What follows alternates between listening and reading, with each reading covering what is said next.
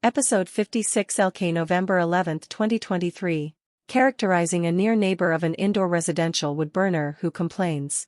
What are the main characteristics of a near neighbor of an indoor residential wood burner who complains of wood smoke entering his or her yard and infiltrating his or her home? What is this near neighbor like? 1. A near neighbor of an indoor residential wood burner is similar to 1A, a dog locked out of its human's home in freezing conditions, or 1B, like a child who dies after being locked in a hot car for hours. 1A, many years ago we lived 2 doors down from a human who went on alcoholic binges and forgot on numerous occasions that his dog was locked outside the human's home during freezing Wisconsin winters.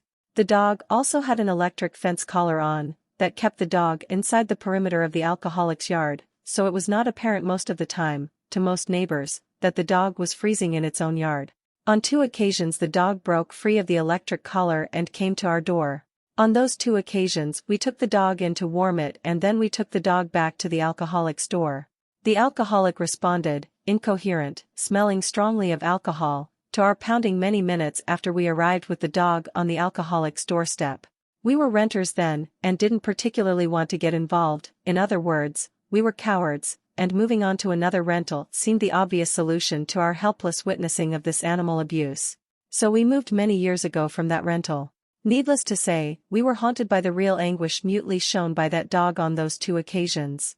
We really had no idea how many hours the dog was subjected to sub-zero conditions on numerous occasions, and the dog had no frostbite marks on it. Maybe if we went to the Humane Society they would say, there seems no evidence of harm. 1B, we did not ever save a child from dying in a hot, locked car in the summertime. But in telling the story above, it occurred to us that an analogy to a dog left out for hours in freezing weather could be made to a child left for hours in a locked, hot car. Both are harmful to life. Both unnecessarily cause harm and even death. Both are preventable. 1C, so, if near neighbors of indoor residential wood burners subjected to untold hours of breathing life-denying particulate matter from wood burning is also a similar situation, in our opinion, being subjected to a neighbor's indoor residential wood burning smoke is like being a dog left out for untold hours in freezing conditions and then not rescued but merely returned to an alcoholic owner, or a child left in a locked, hot car for untold hours who then dies.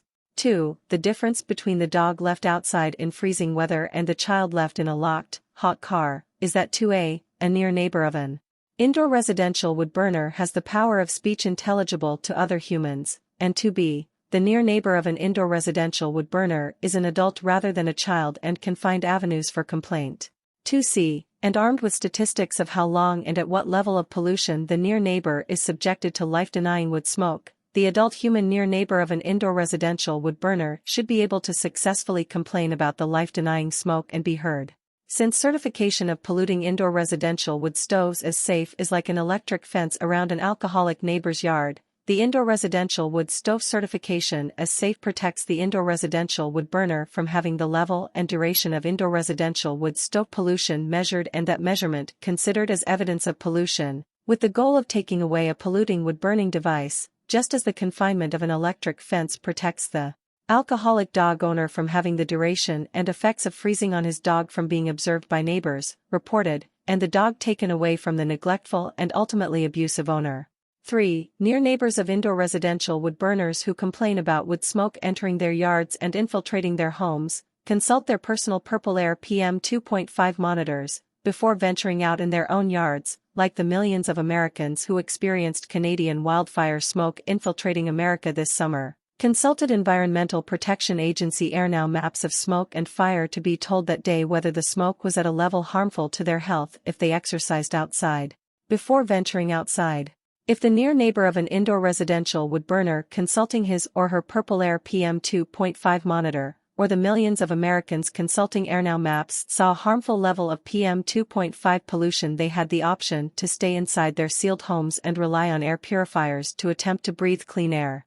Needless to say, staying constantly inside a sealed home with an air purifier running rather than freely exercising outdoors is not a great option, but it saves lives. If near neighbors of indoor residential wood burners complain, they complain like adults, not like totally helpless dogs or children, dependent on their owners or parents, and like human beings, adult near-neighbors have the ability and determination to complain in no uncertain terms that living next to indoor residential wood burning is intolerable and inhumane, and unnecessarily subjects them to conditions of air pollution that sap away their ability to live their lives and actually shortens their lives. The many avenues of disease from indoor residential wood burning include many types of cancer, heart attack and stroke. As adult humans, those near neighbors have a chance of changing the conditions of their lives imposed on them by indoor residential wood burners. 4. In all other ways, near neighbors of indoor residential wood burners who complain are just like you and me.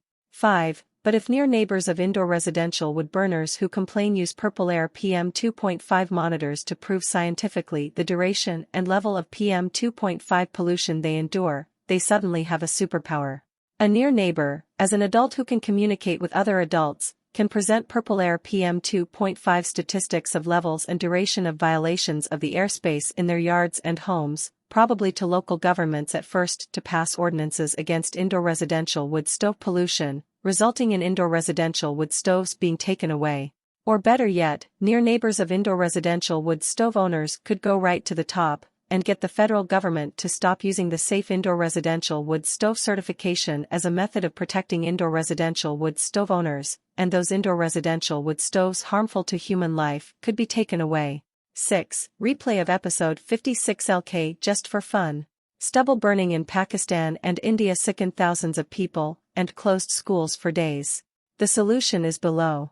The PM 2.5 pollution from India and Pakistan farmers' field stubble burning is similar to PM 2.5 from indoor residential wood burning and from San Joaquin Valley field waste burning, all biomass PM 2.5. Suspend a purple air PM 2.5 monitor from your eaves, instead of mistletoe. Be a citizen scientist collecting pollution data to use to shut down wood burning for good, and the good of your community, instead of spending on a pricey wedding reception. Cut down on air pollution instead. Or do both. Email rospresidents@gmail.com and request a ROSUP Excel template to calculate 3-day % above the Environmental Protection Agency's, EPA's, National Ambient Air Quality Standards of 12, 25 and 35 micrograms per cubic meter. Present the % exceedance data to your local health department. Pass local ordinances to make this the standard way to measure air pollution from indoor residential wood burning, rather than the failed certification of indoor residential wood stoves which has resulted, according to the Office of the Inspector General, with most or all indoor residential wood stoves certified being highly polluting with PM 2.5 and PM 2.5 is 2.5 micrometer particulates, the perfect size to infiltrate the human lung, setting off a cascade of human health problems and early deaths. Wood burning emits more PM 2.5 and CO2 than coal burning. Residents Against Wood Smoke Emission Particulates is a nonprofit 501c3 organization and is also known as RAWSE Presidents or ROSEP. Website https://rossepresidents.wordpress.com with PDFs of URLs to search on, and games such as Fox Owns the Forest, Untwisted, and Jeopardy!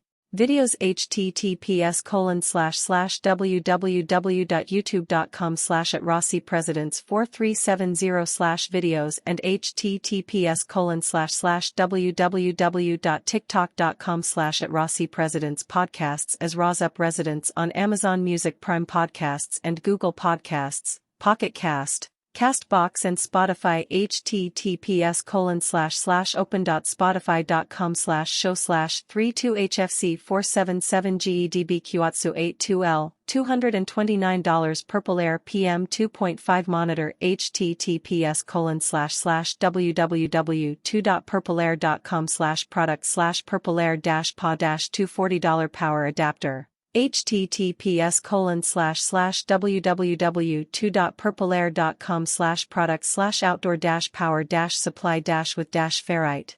Purple Air PM 2.5 monitors are already used on EPA AirNow maps of smoke and fire, correlated to $100,000 EPA regulatory monitors with a simple mathematical formula, on the ROSUP template, which AirNow map millions of Americans consulted during the last incursions of Canadian wildfire smoke into their yards and homes, helping people decide whether it was safe to exercise outdoors or if they must stay in their sealed homes with an air purifier running.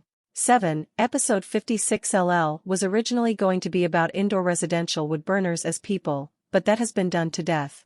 7a. No addiction here. Indoor residential wood burners may be addicted to indoor residential wood burning, but not really, since wood smoke does not contain nicotine that ties tobacco smokers almost helplessly to cigarettes, and wood burning does not contain alcohol, which ties alcoholics almost helplessly to their next drink. Breathing in wood smoke will kill you, but wood burning is not physically addictive. All indoor residential wood burners have to do is stop. 7b. Peer pressure of the most juvenile kind from the government. Since 1988, the United States Environmental Protection Agency began pandering to indoor residential wood stove owners, ignoring the pollution, and even providing subsidies for wood burning to indoor residential wood stove owners. This is incomprehensible to those near neighbors whose health and lives are adversely affected by indoor residential wood burners' wood smoke, but it is true that the tradition of wood burning was burnished by the United States government and has been for the last, fleeting, few, only 35 years by supposedly safe certification of wood burning in indoor residential wood burning stoves. 35 years of a bad government decision is hardly a tradition, and stopping that 35-year wood burning tradition will lengthen the lives of any members of one's family who are revered. A great family tradition to start in 2023 is to retire that wood burning stove for a heat pump that works at 40 degrees below 0 Fahrenheit. That about covers it, and wood burners don't get the last word. Clean home heating energy sources do.